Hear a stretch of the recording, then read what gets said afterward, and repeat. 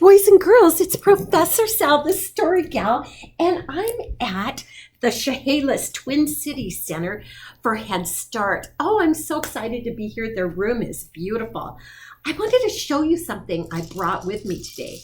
It's actually called a rain stick. Listen. Oh, isn't that so cool? Now close your eyes and picture it. Raining outside. Well, in this story, it rained. It rained and it rained. And there was a little cat and a little dog. And the house was flooded where they lived. And they had to run and find a place to live.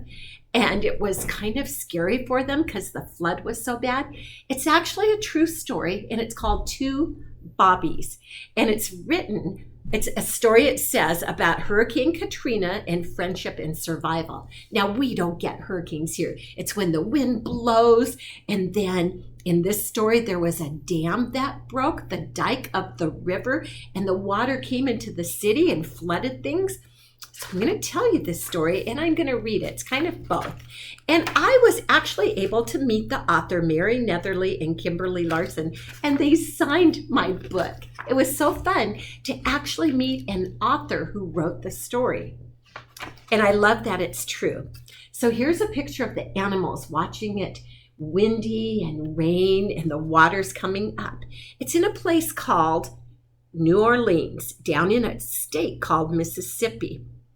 This is the night when the city flooded, and the dog and the cat watched, and the people had to leave their home, and they could not take their cat and dog with them. So they put a big bowl of food outside for them, and they put water, and they chained up their big dog, and the cat stayed right next to him.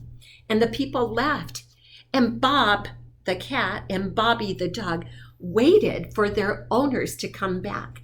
But they never did. And then they ran out of food. Oh, it was so sad.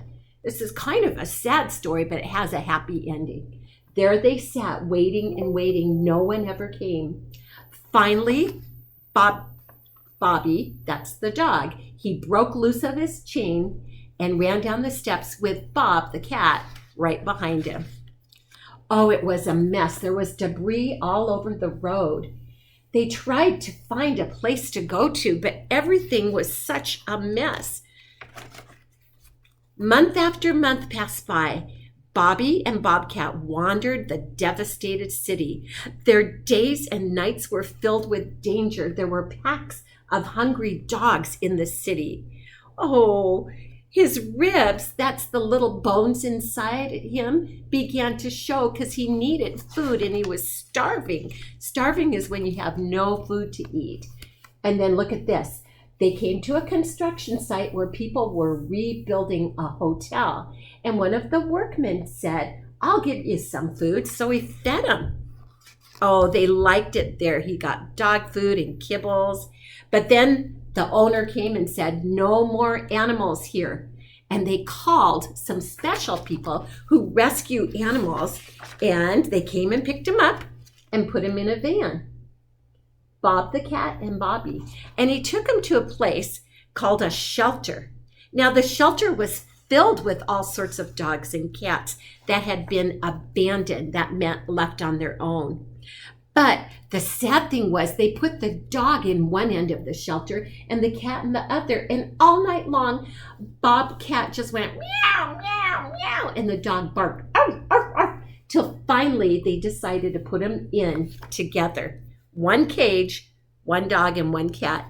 They touched noses. The two were happy to be back together. For the next few minutes, the people that worked at the shelter watched the cat, and they noticed how he was very careful, and he put his foot out when he walked, and they couldn't even wave to him because he could not see them. They put their hand in front of his face. They realized Bobcat was blind. This whole time, Bobby the dog was taking care of his friend because the cat could not see. Everyone was stunned.